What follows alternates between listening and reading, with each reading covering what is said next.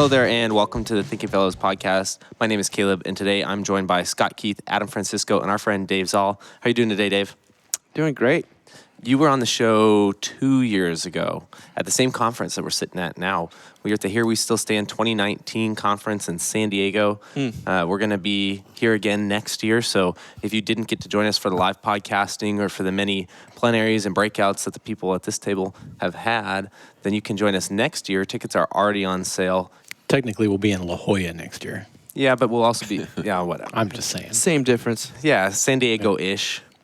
But you can join us then, and then we'll do a live podcasting day. This isn't live. We just try to cram as many podcasts as we possibly can while everybody's in town, and it's a good thing.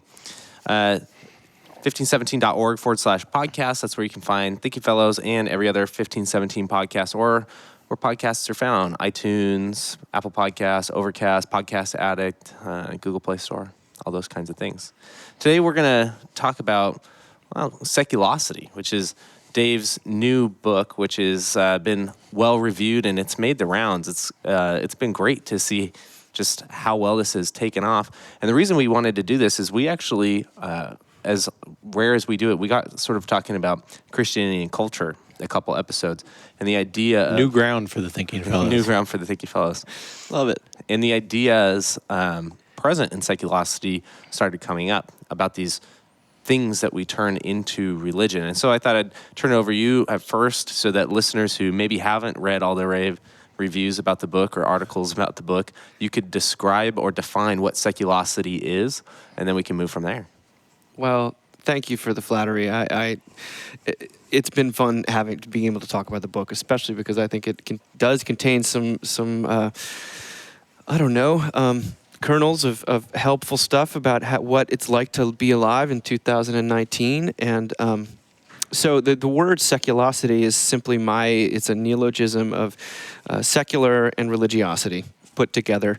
And it's based on 10, 12 years of really paying close attention to the culture and looking at the way that sort of the anxiety we feel that just continues to grow and grow and grow in our everyday lives.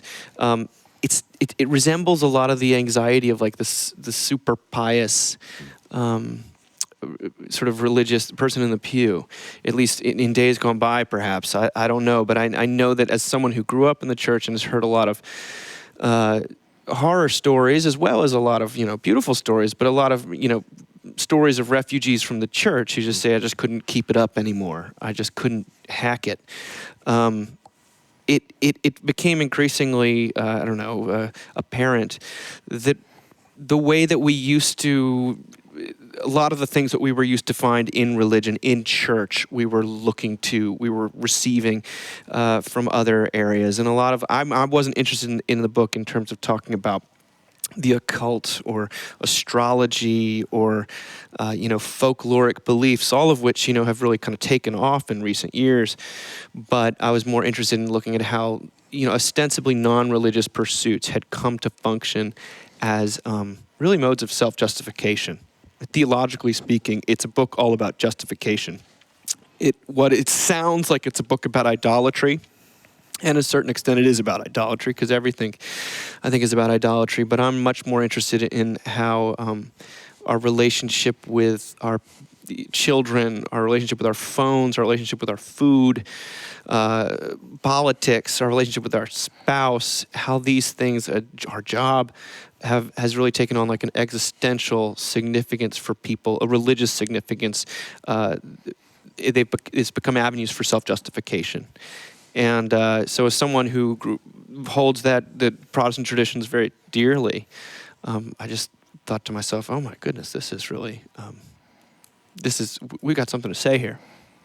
Yeah, on the last episode that we were referring to, the culture one, we talked about the world is ending. And one of the things is topics like this that we may not have touched on the Thinking Fellows because we don't do a show about politics and we don't do a show about food culture or social media stuff, becomes available to us via the fact that they are presenting new theologies, essentially. And so then you can actually have a theological or historical theological critique of new theology that's sort of entering the space.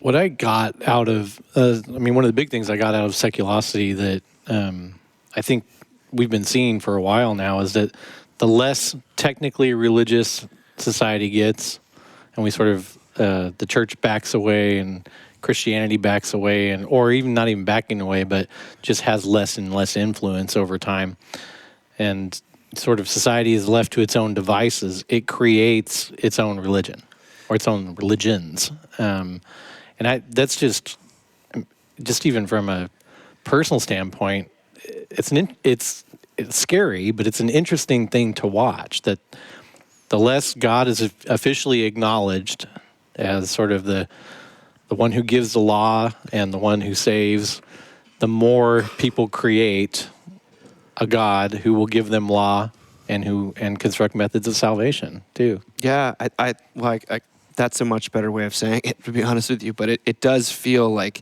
the further we retreat from a shared religion, is how I put it in the book, the more replacement religions pop up, and the kind of stranger they become.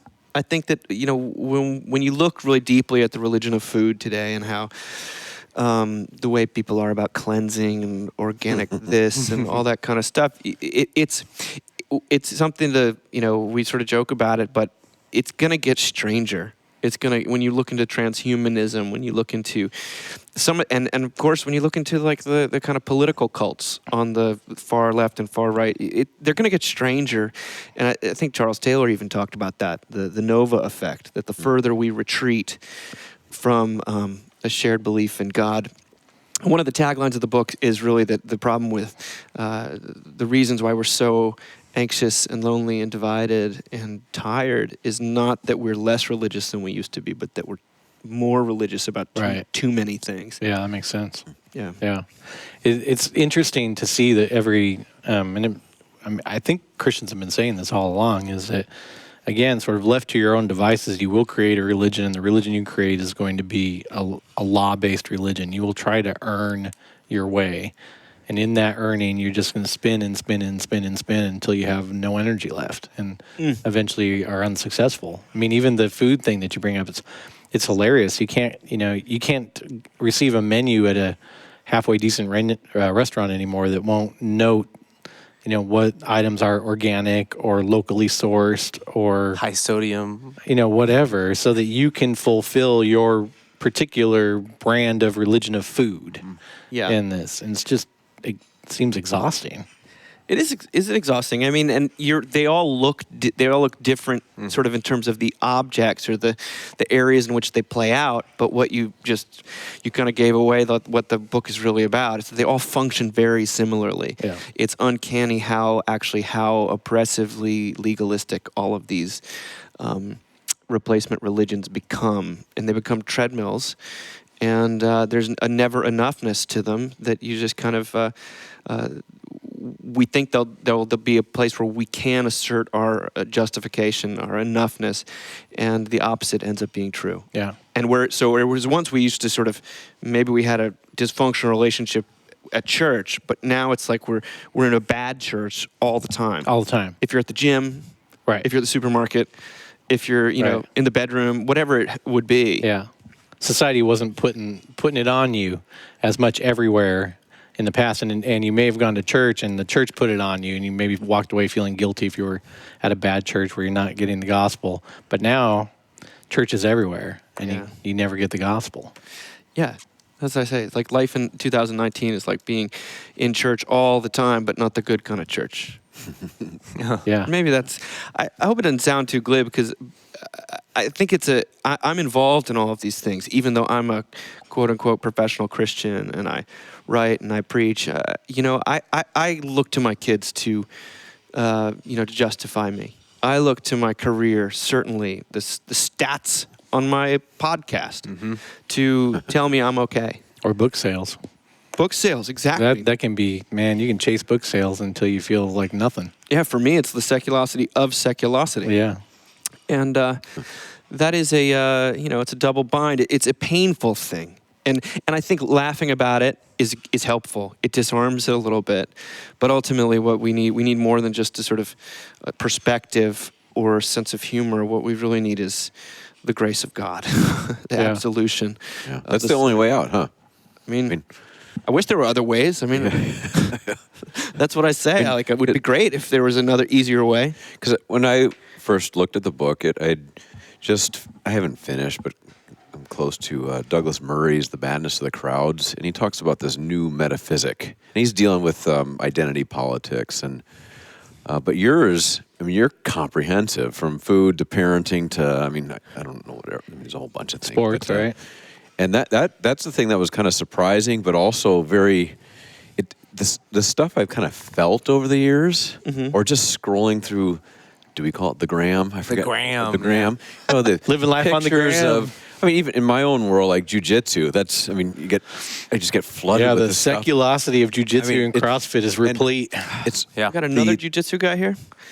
I know. well, but I don't post, and You do too. Yes, yeah, you afraid do. just my I'm kids stuff. I'm But afraid anyway, of you guys. Yeah. But I felt that, I mean, just these obsessions we all have, that everybody has, and the way it makes its way on social media, that there's just this weird idolatry to it. And so in your book, just when I first looked at it, thumbing through the table of contents, like, whoa, this is comprehensive. And then as I read around, I was like, oh, he's captured kind of what I sensed, but there's no way I could articulate the way you did it. Oh, good. I wanted to do it in a way that was implicating myself, and not saying that this was just out there. This is the sinner does this, you know, but also talk about how it acts, not just the framework, but say, well, okay, this is how it works. This is what it's like. These are the stories of what it.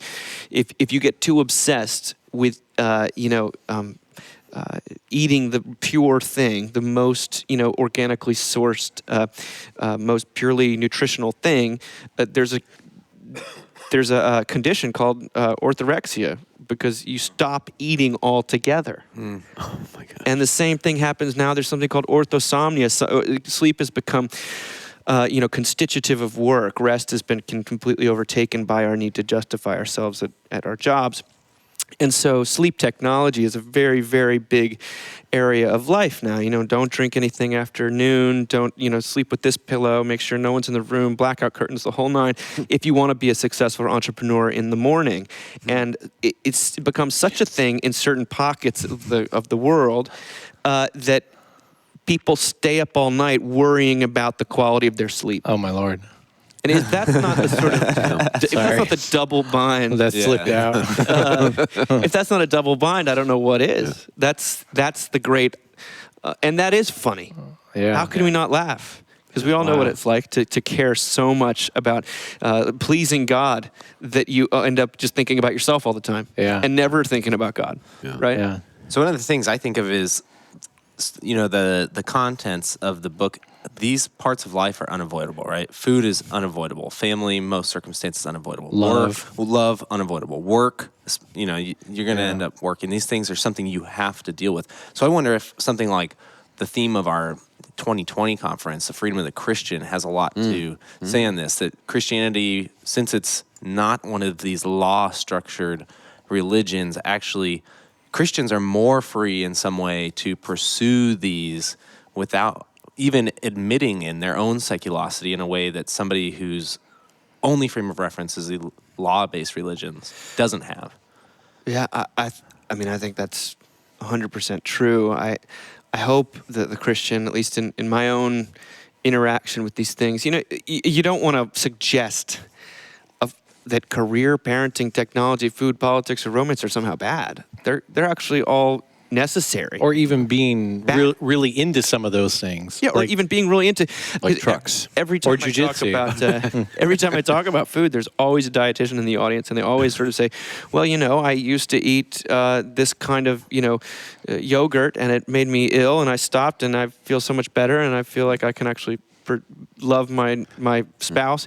And you want to say, Adam and I would be, that's anecdotal evidence. Well, you want to say that's great, and none of these things are unimportant. In fact, the fact that they are important is what makes them so susceptible to this kind of leveraging them as instruments of self-justification. And I one of the things I feel somewhat strongly about in the book, because they are idolatry, but I don't think the thing that I'm worshiping is a piece of gluten-free bread. What I'm worshiping, or the lack of sugar in this, dessert that I'm pretending tastes good. What I'm worshiping. Boy, the number of times I've said that to somebody in my life. Well, what I'm worshiping is not my child, for example. What I'm worshiping is the reflected glory that it might their resume or their success may come back on me. So the righteousness that somehow they bestow on me. Yeah. And Your so- own God making of yourself. Yeah, Scott gave a wonderful talk this morning, and he talked about world making. And it makes me think of like television shows and world building and sci-fi novels, and that's a very positive thing for me. But what you were talking about is that, maker of heaven and earth, we are not the maker of heaven and earth. And what we're doing here is we're using, it's just a disordered way of approaching the world that I think causes a lot of, we could talk about wrath, but what just in the present tense, it just causes a lot of anxiety and suffering. And we have statistical data to back that up. I mean, the amount of people who are diagnosably anxious is through the roof. Yeah, lonely, depressed, suicidal. I mean, it's all... Yeah, and there obviously there are other factors at work, but one of them is that there's no place, when everything becomes a measure, when there's never any respite from the self-justification game or project, that will create real mental anguish in a person. Yeah. Can I turn a little philosophical? Yeah. Oh, no. Well, I mean, it's just slight. So was it David Hume who said nature abhors a vacuum? Yep.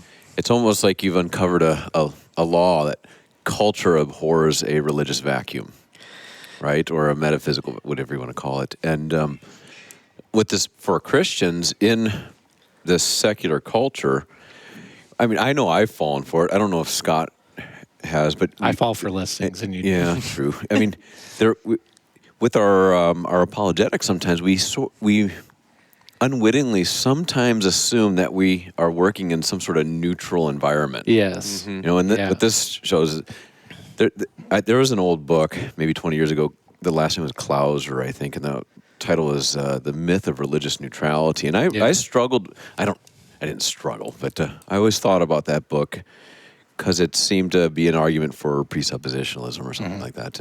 But there is no neutral environment, religiously speaking.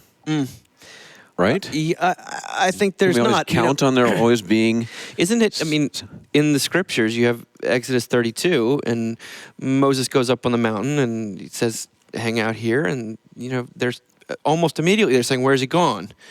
We got to do something." The human heart, we cannot abide a religious vacuum. Yeah. And I think that, David Foster Wallace is out there saying everybody worships. And this is sort of idolatry 101, but we can be aware of it till the cows come home, and yet we still watch ourselves do it. Right. And the Christian gospel is not another set of information that we can sort of get wrong. I think what we're talking about when we talk about the gospel is we talk about, the answer to the question of I can know what to do, but I still can't do it. God, the substitution, the salvation, the deliverance, the absolution, the gift of righteousness that is given to you externally is a very, very appealing, I think sometimes in Christian circles, certainly, and non-Christian circles, definitely, talk about this, talk about justification, talk about propitiation.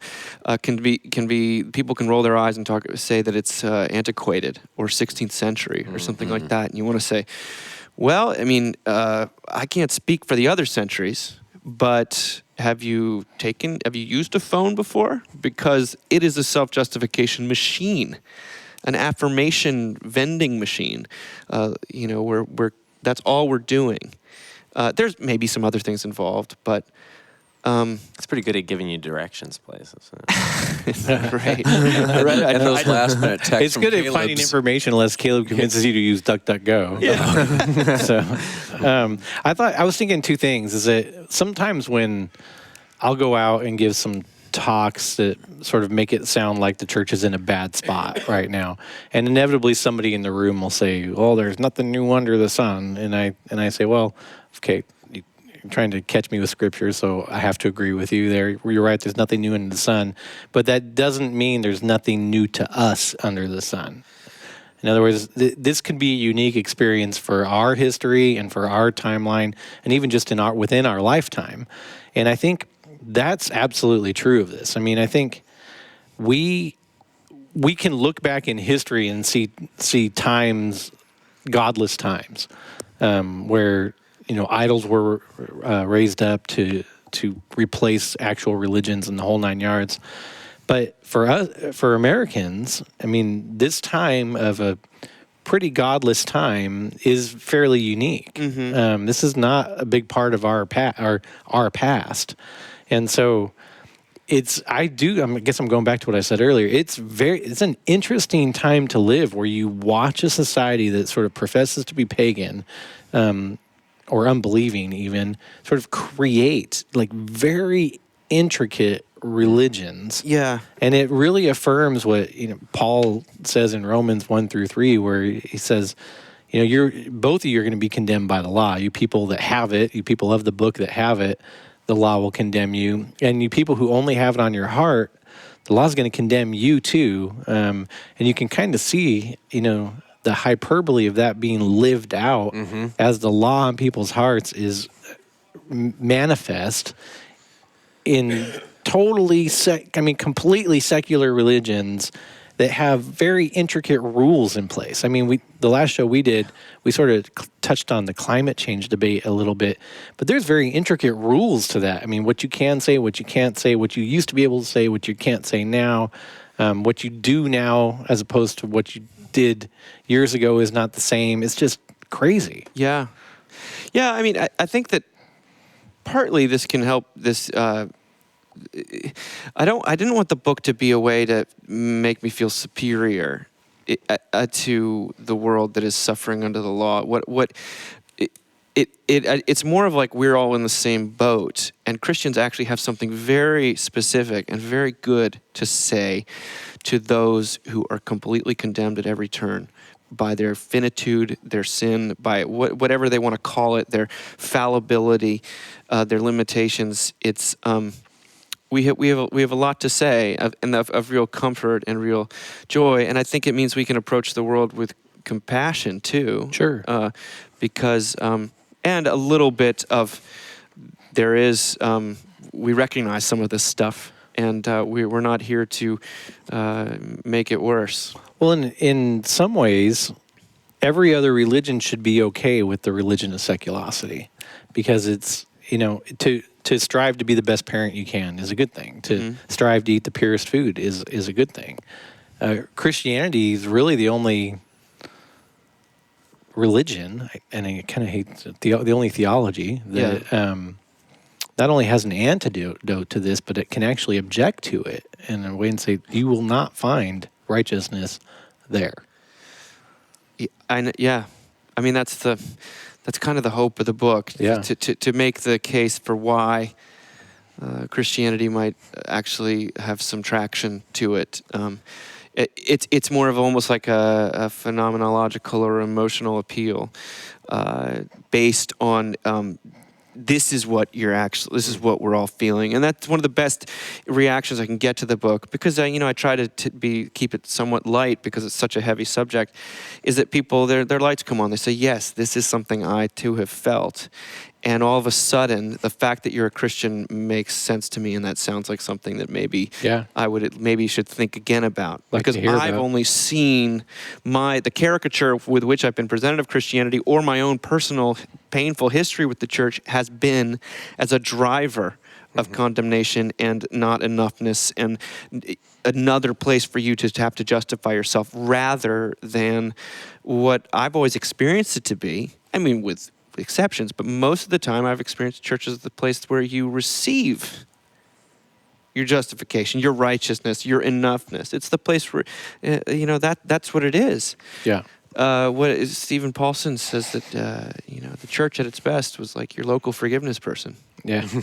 So right now we're going to the gym trying to eke some for absolution out of that, and Yeah. trying to eke some absolution out of our diet and out of our voting record, and it doesn't work. Those things Right. weren't. That's not the They function. weren't designed for that. No.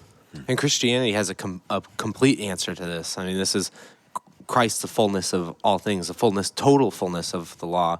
And it also has a sort of an answer to what you were saying earlier, where you're not making your kids God, but you're using them to make you God. Or you're not making your spouse God, but you're using her to make you God. It's sort of an anti-vocation. So even after the Christian absolves you, they also have an answer to this too, of you don't need to use these people. In fact, you serve these people, and you can actually engage back into parenting, being a husband, wife, serving people food, these things, as a form of service and appreciation of this absolution that you've received back to your neighbor. I mean, it's been quoted so many times at this conference. God doesn't need these works. Your neighbor does. But your neighbor does. And seculosity is the exact opposite of this. It's use your neighbor in order to gain more good works. Yeah, and that's unfortunately what, the term virtue signaling is basically a euphemism for using good things oftentimes and using your neighbor to justify yourself. And when people become props in the story of the justifying story of our lives, that's very dehumanizing. And it's not like we have control over it necessarily. It's not like, oh, I got to stop doing this. I need to be delivered from this. The old Adam needs to die, I think. But there's some diagnostic power in knowing what's going on Or what's killing you. and what's killing you. And you're right. At our best moments, I think we catch glimpses of what it looks like to approach the world from justification rather than for it. And that's I'm always struck by when after Christ's baptism, and that God says, "This is my son with whom I'm well pleased," and he hasn't done anything. Yeah. He goes he starts his ministry there. As far as we know, he was just a carpenter. He starts, but he's approaching his ministry from a declaration of goodness, declaration of acceptance or belovedness, what have you, rather than for it. And I can't help but think that there's a freedom. That's what we call freedom. That is freedom, right? Yeah, that's great. So, if the Christian is free in this, how do we avoid being sort of that nagging mom back to society, looking in at the people who we sort of see as doing this worse than us? Well, I think I have a section in there called the Seculosity of Jesus Land, where I say that we in the church have basically, the church has come to resemble replacement religions more than the real thing. And that's, again, not to say that we're the only ones. Therefore, we who understand law and gospel need to come on our white horses. It's like that can be helpful. I think that's certainly a wonderful resource. But we have been complicit. That's the nature of sin, is that we ourselves are not outside of this. This is, we're implicated. And to approach that from humility. And, what is it we heard last night? To be like John the Baptist, pointing to Christ, not saying we are Christ. That's the great privilege, I guess, of the Christian faith, is that we're not coming in saying that we're the answer. Right? Yeah, I'm reminded of a show with Jim Nessigan last year and Steve Paulson, where they just basically told stories of instances where they absolved people. And one of the things Jim said multiple times was that Christians need to learn to hear. Yes. And it seems that society is crying out, and Christians, instead of hearing that and sort of meeting it with the gospel, hear it and meet it with a new list. Right, to tune your ear to hear confession. Mm-hmm. Yeah, or a new law. Because most of the time when people are really venting to you, what they're saying is, can you believe this happened to me? Or it makes me feel terrible. Or do you think what they said is really true? Or what they're asking for you for is, please tell me I'm okay. Yeah. Mm-hmm. I've got so much, I'm so frightened. And, the preacher, I think, can both affirm that you're not crazy for feeling that you're part of the problem, but also that also puts you into the class of people for whom Christ died. Yep. Well, great. I mean, is there anything else you want to add? How can people get this? I'm sure it's available where books are sold, right? So I see it on Amazon right there. I'm looking at it on Amazon, which is where I'll put the show note link. Unless you tell me there's a better link that benefits you more. No, put it on there. If people like the book, if they could write a review on Amazon, that algorithm, we're all enslaved, the seculosity of the algorithm. That's what's right about. I mean, I think it's a. I do hope that it can give Christians a little confidence. I think sometimes we in the church lack a little confidence. Not that we lack opportunity, but we lack confidence that the world is suffering and everyone is. It's not that strange to be religious. In fact, it just really matters which kind of religious you are. And to lose confidence in the fact that there's so many different options out there. Why be a Christian when you can be this, this, and this, and this? Seculosity maybe can begin to show you that actually all these other products, all these other spiritual products, they're all basically just the law repackaged. That doesn't mean there isn't some truth to some of them or some usefulness. But we still, the great religion of Jesus Christ, or again, that word religion, the gospel of Jesus Christ is never been more urgent. Right. I think, and to I believe that for myself. I'm writing it. It's a plea from my own heart. This book. Well, yeah, it sort of allows us to confess alongside these people that we are broken, that we are looking for other gods, and that we found them in many ways. And yeah. It's fun to think. People always ask me, like, what are the ones you left out? And of course, there's once you have these glasses on, you see this everywhere. But definitely, sports is like the big one that I probably just didn't talk about because I would, not being a big sports guy, I might come off as patronizing. Accusatory. Yeah, or overly condescending. But I know what it means to be a fan, and to be a fan in our culture is to be, viciously protective and over-identified and willing to scapegoat anyone who gets in your way. And it's you're given purpose. All these things that you get from being a fan of something. Some of the belonging, how quickly it turns into like a self-justification. We're in and you're out. Us versus them thing. It's. In the history of the church, these issues haven't changed. That's the funny thing here is once you sort of identify them, like you said, once you identify that this is self-justification, you can rest back in sort of that theology and that history which has already been delivered to you, and sort of you don't have to find a new solution to these. You have one that's been passed down to you, even in the words of the common faith, like we've been doing at this conference. So. Yeah, the last thing I'll say is that I think that it's not an alarmist book in the sense that there's tremendous hope anytime the law is killing someone. And we are all falling off the tracks on this. The pace of life can only get so fast. The demands that we're living under can only get so harsh before people cry uncle, And I think, unfortunately, in a culture of seculosity, it can be a culture of despair, and some people are crying uncle in nihilistic ways and killing themselves or other acts of self-harm. And yet we also know that where we come to the end of our rope, God that's when we come to our knees, that's where we meet God. So I find it to be a very hopeful book in that respect. That's great. The worse things get, the better they get. If you're a Christian, if you believe in the law and the gospel, if you believe in the law and the gospel, if you believe in death and resurrection, right? Surrender being actually a very, very spiritually crucial thing. It's the thing the father pleads of the older son and the prodigal son: surrender. Surrender. Mm-hmm. Yeah. Cry uncle. Come into the party. Cry uncle. This seculosity isn't working. Tap out. Bam. You've got the jiu-jitsu in it. The seculosity of jiu-jitsu. Yeah. That's gonna be We'll have Adam write that chapter and submit it to you. I mean, yeah, you could have a chapter on it. Some of the people I know.